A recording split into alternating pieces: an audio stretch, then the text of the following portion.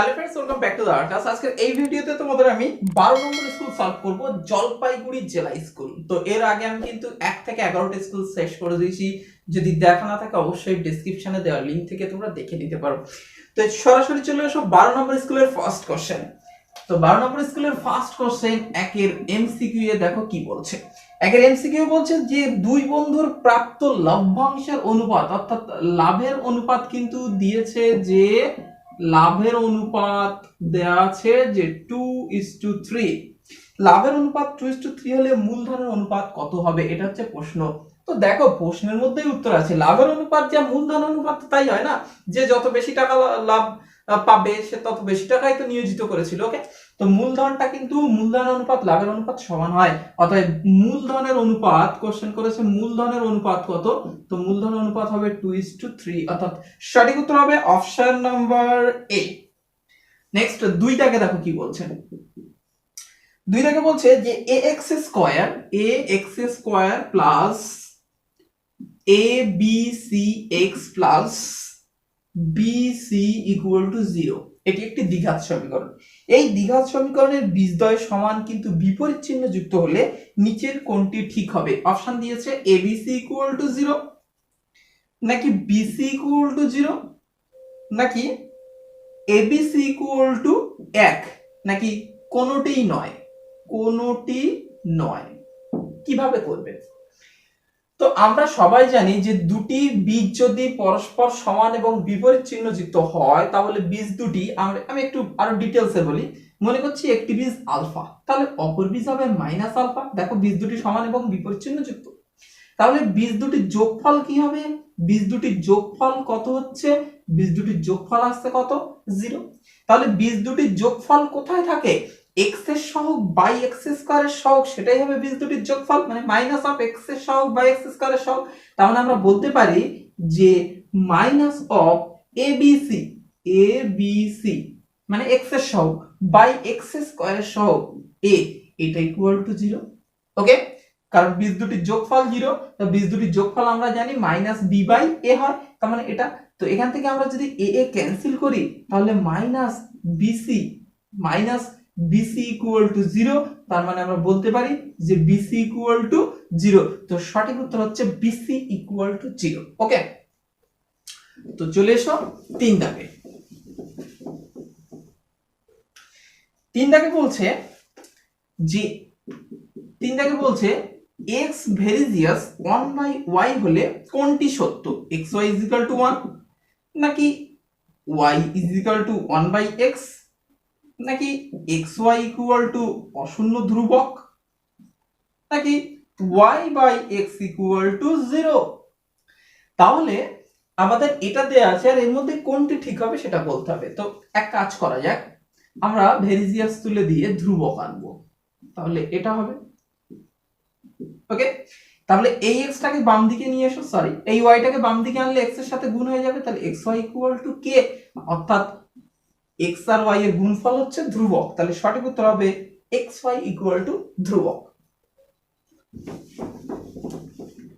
Next 4 থেকে বলছে দুটি বৃত্তের কেন্দ্রের দূরত্ব r এবং বৃত্ত দুটির ব্যাসার্ধ a b, a বড় b ছোট, বৃত্ত দুটি পরস্পরকে অন্তস্থভাবে স্পর্শ করেছে। তার মানে অ্যাকচুয়ালি ব্যাপারটা কেমন হবে? একটি বড় বৃত্ত, তার ভিতরে একটি ছোট বৃত্ত, ঠিক আছে? তো তাদের কেন্দ্র, এই বৃত্তের কেন্দ্র, এই বৃত্তের কেন্দ্র, তো তাদের কেন্দ্র দুটির দূরত্ব, অর্থাৎ এই গ্যাপটা বলে দেয়া আছে r, কেন্দ্র দুটির দূরত্ব হচ্ছে r, এবং বড় বৃত্তের ব্যাসার্ধ a, ছোট বৃত্তের ব্যাসার্ধ b। তার মানে আমি বলবো এইখান থেকে এটা হচ্ছে a, আর এইখান থেকে এটা হচ্ছে b, ঠিক আছে? তাহলে ছবি দেখেই তো বোঝা যাচ্ছে এই পুরোটাই a আর এটা b, তাহলে a থেকে b বাদ দিলে আমরা r পাবো, অর্থাৎ আমরা বলতে পারি a - b = r। তাহলে সঠিক অপশন যেটা দিয়েছে a তে আছে তোমাদের a r = a - b, অর্থাৎ সঠিক উত্তর হবে r = a - b, option number a হচ্ছে সঠিক উত্তর। ওকে, নেক্সট চলে আসি ভি দাগে।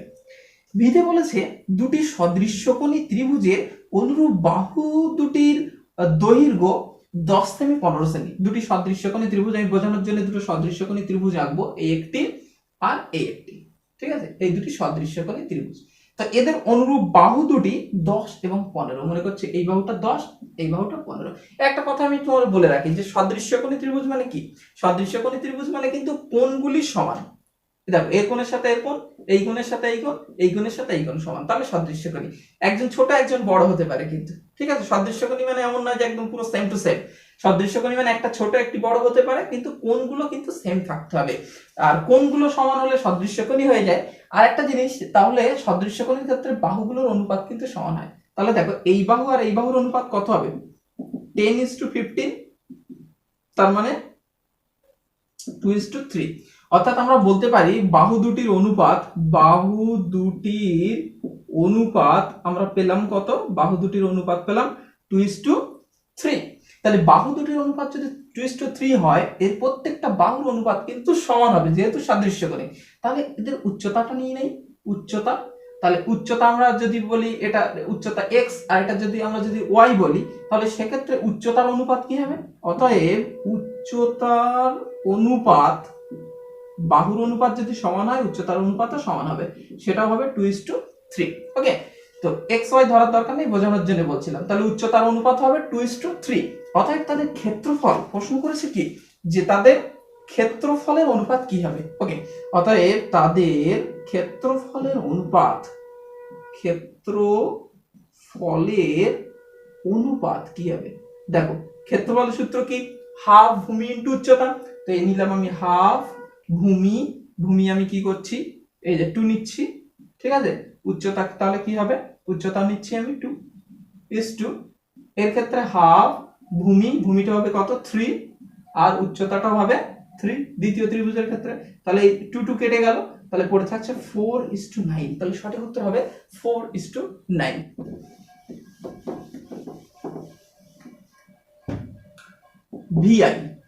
ভিআই বলছে যে আর ব্যাসার্ধ বিশিষ্ট একটি নিরেট অর্ধগোলকে সর্ববৃহৎ যে শঙ্কু কেটে নেওয়া যাবে তার আয়তন কি হবে।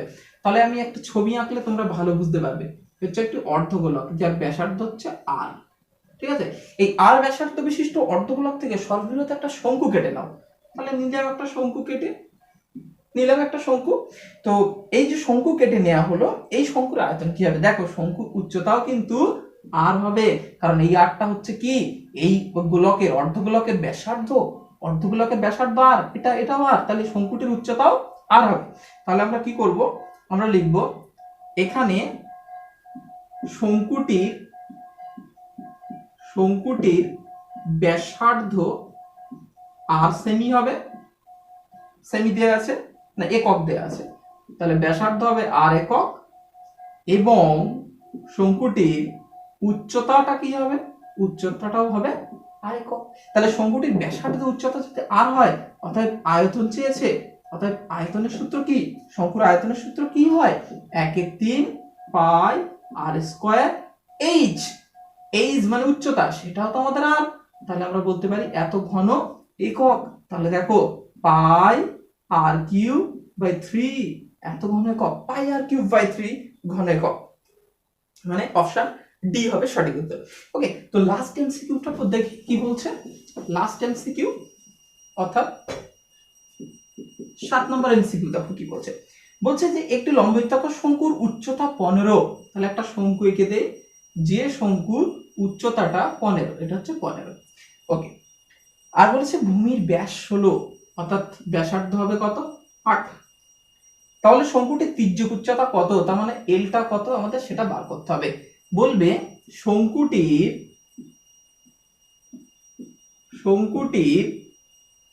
ব্যাসার্ধ আর হবে 16/2 ইঞ্চি, আবার ইঞ্চি দিয়েছে এককটা 8 ইঞ্চি। আচ্ছা, উচ্চতা এইচটা দেয়া আছে 15 ইঞ্চি। অতএব আমরা জানি L square equal to R square plus H square. এখন আরটা কত বসিয়ে দিলাম 8 এর মান, এইচটা কত বসিয়ে দিলাম 15, তাহলে 28 টা 64, 15 15 225। তাহলে এটা যোগ করলে আসবে 4 আর 5 9, 8 289। অতএব আমরা বলতে পারি যে তির্যক উচ্চতা এল ইকুয়াল টু রুট 289 মানে কত 17 289। তাহলে তির্যক উচ্চতা হবে 17 ইঞ্চি। ঠিক আছে, চলে এসো 2 দাগে। 2 দাগে দেখো কি বলছে, 2 এর ফার্স্ট কোশ্চেন বলছে যে P x square minus 3q x plus 2r equal to 0। এই দ্বিঘাত সমীকরণের দুটি বীজ বাস্তব ও সমান হলে পি কিউ আর এর সম্পর্ক কি? দুটি বীজ বাস্তব ও সমান হলে পি কিউ আর এর সম্পর্ক কি? তোমরা জানো নিশ্চয়ই যে A X square plus B X plus C equal to 0 এর দুটি বীজ বাস্তব ও সমান হয় যদি বি স্কোয়ার মাইনাস 4ac বাস্তব ও সমান বলেছে, কিন্তু ইকুয়াল টু 0 যদি এটা হয় তাহলে কিন্তু বাস্তব ও সমান, আর যদি গ্রেটার দেন 0 হয় তাহলে বাস্তব অসমান, আর যদি লেস 0 হয় তাহলে অবাস্তব। এটা তোমাদের জানা দরকার আগে, তাহলে এই কোশ্চেনটা তোমাদের কাছে ইজি হয়ে যাবে। যেহেতু বীজ দুটি বলেছে কি বাস্তব ও সমান, অতএব বীজ দুটি বাস্তব ও সমান হওয়ার দরুন এই ফর্মুলাটা আমরা ইউজ করতে পারবো। বি স্কয়ার মানে আমরা বলতে পারি এটা বি স্কয়ার, ওকে, মাইনাস 4 এ মানে হচ্ছে পি আর সি মানে হচ্ছে 2r, এই হলো B square minus 4c equal to কি হওয়া দরকার 0, ওকে। তাহলে এখান থেকে আমাদের পি কিউ আর এর সম্পর্ক চলে আসবে। এটা হচ্ছে 9q square minus 4 2 8 P R equal to 0। এটাই হচ্ছে পি কিউ আর এর মধ্যে সম্পর্ক, ওকে। এই হচ্ছে আমাদের পি কিউ আর এর মধ্যে সম্পর্ক, বা এটাকে আরেকটু ভালো আকার নিয়ে দিতে পারো 9q square equal two 8pr। এটা হচ্ছে আমাদের কিন্তু পি কিউ আর এর মধ্যে সম্পর্ক, ওকে। তো চলে আসি নেক্সট 2 দাগে। 2 দাগে বলছে যে ও কেন্দ্রীয় বৃত্ত, একটা বৃত্ত এঁকে দিলাম, ও কেন্দ্রীয় বৃত্ত। এই ও কেন্দ্রীয় বৃত্তের এ বি এসি দুটি স্পর্শক, অর্থাৎ এ বিন্দু থেকে বোঝা যাচ্ছে দুটি স্পর্শক টানতে হবে, একটা হচ্ছে এ বি আর একটা হচ্ছে এসি, ঠিক আছে। আর বলেছে কি ও এ স্পর্শ বিন্দুগামী ব্যাসার্ধ, ওয়েটা যুক্ত করতে হবে অ্যাকচুয়ালি বলছে। তাহলে ওয়ে যুক্ত করতে হবে যেটা বিসি জ্যাকে এম বিন্দুতে সেট করে, তো বিসি জ্যাক এই বিসি জ্যাকে এম বিন্দুতে সেট করেছে। এবার বলেছে যে AM is equal to 12, AM is equal to 12 সেমি, বিসি ইকুয়াল টু 10, ঠিক আছে। এটা হচ্ছে 12 আর বিসিটা হচ্ছে 10। বিসি যদি 10 হয় আমরা বলতে পারি না যে বিএমটা হচ্ছে 10 এর অর্ধেক মানে 5 সেন্টিমিটার, বলতে পারি। তাহলে বিএমটা হচ্ছে 5, তাহলে এটা হচ্ছে 5 আর এটা হচ্ছে 12, এটা তো 90 ডিগ্রি কোণ করে আছে। তাহলে এটা কি হবে, আমরা বলবো কি যে ত্রিভুজ এ বি এম এর, এটা তো একটা সমকোণী ত্রিভুজ, এর আমরা বলতে পারি যে বিএম স্কয়ার মানে লম্ব স্কয়ার প্লাস ভূমি এএম স্কয়ার ইকুয়াল টু অতিভুজ এ বি স্কয়ার, আমরা এটা বলতে পারি। এখন বিএমটা দেয়া আছে আমাদের 5, এমটা আমরা জানি কত 12 equal to A B square থাকছে। আমরা এখান থেকে ক্যালকুলেশন করে দেখো খুব সহজে বলতে পারি যে এ বি এর মান কত। তাহলে A B square equal two এই দুটো যোগ করলে 169, তাই না? ঠিক আছে, তাহলে A B is equal to root 169, তার মানে আসছে 13। অর্থাৎ এ বি স্পর্শকের দৈর্ঘ্য, প্রশ্ন করেছিল যে স্পর্শক দুটির দৈর্ঘ্য কত, অতএব স্পর্শক দুটির দৈর্ঘ্য, অতএব স্পর্শক দুটির দৈর্ঘ্য 13 সেন্টিমিটার। এটা হচ্ছে উত্তর।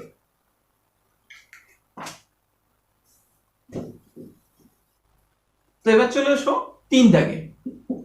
3 দাগে বলেছে যে একটি গোলকের ব্যাসার্ধ 50% বৃদ্ধি করলে তার ক্ষেত্রফল, একটি গোলকের ব্যাসার্ধ 50% বৃদ্ধি করলে তার ক্ষেত্রফল শতকরা কত বৃদ্ধি হবে। অনেকবার হয়ে গেছে 125%, তবু আমি আরেকবার করে দিচ্ছি। ধরি গোলকটির ব্যাসার্ধ আর সেমি, অতএব গোলকটির ক্ষেত্রফল, মানে এখানে শুধু বলেছে যে ক্ষেত্রফল, অ্যাকচুয়ালি বক্রতলের ক্ষেত্রফল হবে, ঠিক আছে, 4 পাই আর স্কয়ার বর্গ সেমি। এবার কি বলেছে 50% বৃদ্ধি করলে, তাহলে 50% বৃদ্ধি করলে ব্যাসার্ধ আর ইন্টু 150/100 সেমি, মানে 150 বেড়ে যাবে, তার মানে 150 হয়ে যাবে। তো এটা হবে 3r/2 সেমি। অতএব এখন ক্ষেত্রফল কি হবে 4πr²। ঠিক আছে, তাহলে 4π এটা হচ্ছে 9r²/4, এখানে 4 4 কেটে যাচ্ছে, তাহলে 9πr²। এই অতএব শতকরা বৃদ্ধি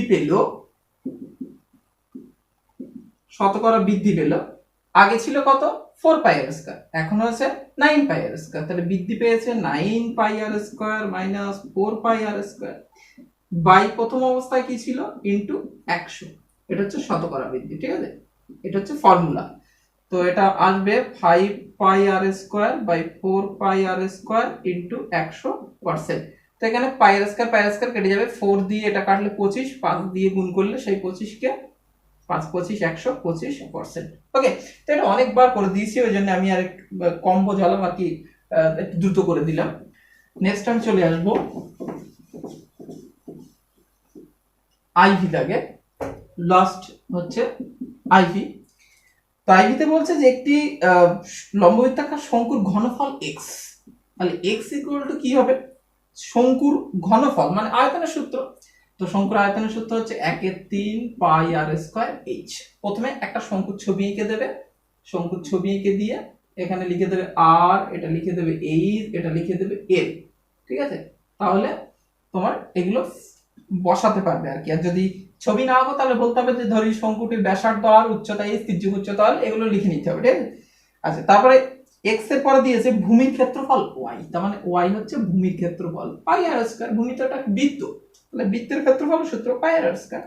উচ্চতা z, শঙ্কুর উচ্চতা z, z শঙ্কুর আমরা কি h। ওকে, তো এখন যেটা বার করতে বলেছে যে y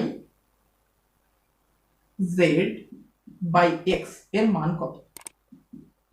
তো দেখো y এর মান এখান থেকে তোমরা পেয়ে যাচ্ছি πr², বসিয়ে দিলাম πr² ইনটু z এর মান h, আর দাগের নিচে x, x এর মান কত 1/3πr²h। ভালো করে দেখো, উপরে πr², নিচের πr², উপরের h নিচের h সব ক্যান্সেল হয়ে যাচ্ছে, তাহলে পড়ে থাকছে 1/1/3, তার মানে আসছে শুধু 3। তো সঠিক উত্তর হবে শুধু 3, এর কোনো একক টেকক দেওয়ার দরকার নেই, কিছু একক নেই এখানে। ওকে, তো কমপ্লিট হয়ে গেল। ভিডিওটি ভালো লাগলে অবশ্যই বন্ধুকে শেয়ার করবে, আর যে কোনো অঙ্কের প্রয়োজন হলে তোমরা সবসময় কমেন্ট বক্সে কমেন্ট করতে পারো। আর একটা কথা বলে রাখি, তোমরা ফেসবুক পেজে গিয়ে কমেন্ট করবে। ওকে, ফেসবুক পেজে গিয়ে কমেন্ট করবে, তাহলে আমি দ্রুত কমেন্টটা পেয়ে যাবো।